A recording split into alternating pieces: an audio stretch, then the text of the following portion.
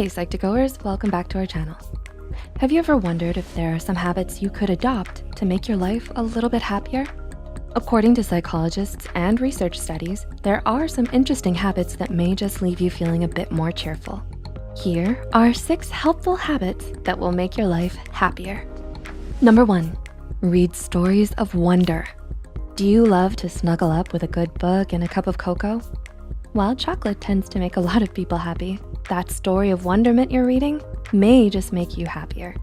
According to a 2012 research study published in the journal Psychological Science, awe can be elicited from reading a story, even a short one. Researchers Melanie Rudd, Kathleen D. Voss, and Jennifer Aker explain in their research article that awe offset the feeling that time is limited. And this increase in perceived time availability heightened willingness to volunteer time. And it accentuated preferences for experiential goods and lifted satisfaction with life. They further explained that their studies also demonstrated that awe can be elicited by reliving a memory, reading a brief story, or even watching a 60-second commercial. So, that inspiring book you're reading, or that adventurous play that has you hooked? Keep reading. Your life may just be a bit happier with an awe-inspiring book, and it keeps you present and in the moment. As the study states, experiences of awe bring people into the present moment, and being in the present moment underlies awe's capacity to adjust time perception, influence decisions, and make life feel more satisfying than it would otherwise. Sounds good to me. Number 2, drink a healthy amount of coffee.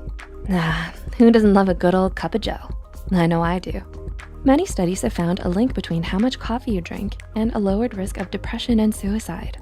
In a large 2011 longitudinal study, researchers found that depression risk decreases with increasing caffeinated coffee consumption. They mentioned further research is needed to confirm their findings, but a good cup of coffee every now and then won't hurt your mood and alertness. Just make sure not to go overboard. Too much caffeine can be dangerous, folks, but just the right amount? Delicious. Gotta love those mochas. Number 3, don't focus on materialistic goods. In her book, Myth of Happiness, author Sonia Lubomirsky explains that a mountain of research has shown that materialism depletes happiness, threatens satisfaction with our relationships, harms the environment, renders us less friendly, likable, and empathetic, and makes us less likely to help others and contribute to our communities. While a new pair of shoes here and there won't hurt you too much, if obtaining these types of possessions are all that's on your mind, it could cost you a bit of overall happiness. It's best not to put the weight of our happiness only on obtaining these luxury goods. Make it a habit to instead look towards your values, socialization, self-fulfilling goals, and experiences as another way to get that euphoric feeling. Basically, do what makes you happy. The things without that expensive price tag attached to it. Number 4, make it a habit to be around happy people. A 2008 study from the researchers and professors James H. Fowler and Nicholas A. Christakis found that if you simply live within a mile of another happy person, your happiness could increase by 25%.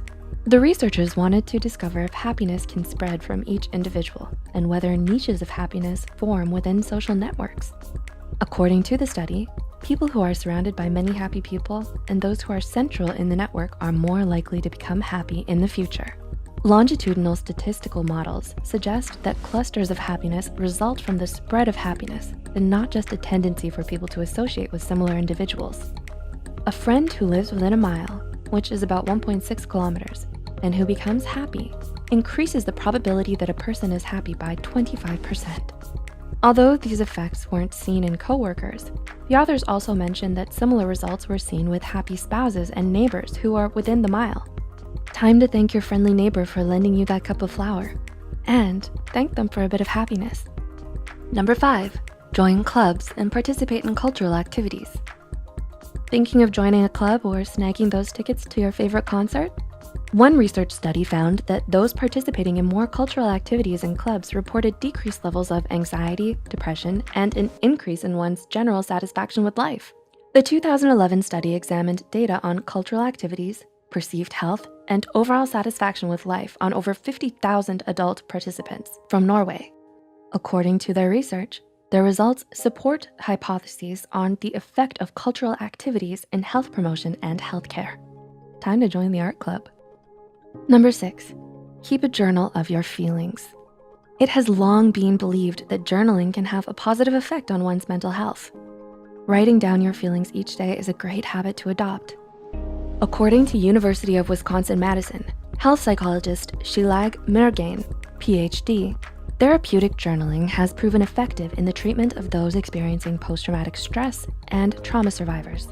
The benefits also extend to those living with chronic health conditions such as asthma, rheumatoid arthritis, cancer, chronic pain, and even those who are chronically poor sleepers. She also explains that there's a growing body of evidence that demonstrates the beneficial effects of writing. Just 20 minutes at a time over 4 consecutive days was associated with a decrease in health problems, such as enhancing the immune system functioning. So it might be a good idea to write a bit in your journal before bed, and then divulge into that awesome book you've been reading. So, which habits will you adopt? I'm working on journaling, and it really does seem to help. Do you journal before bed? Which book will you be reading? Let us know in the comments section down below. If you enjoyed this video, don't forget to click the like button and share this video with a friend who could use it. Subscribe to Psych2Go and hit the notification bell icon for more content like this. And as always, thanks so much for watching.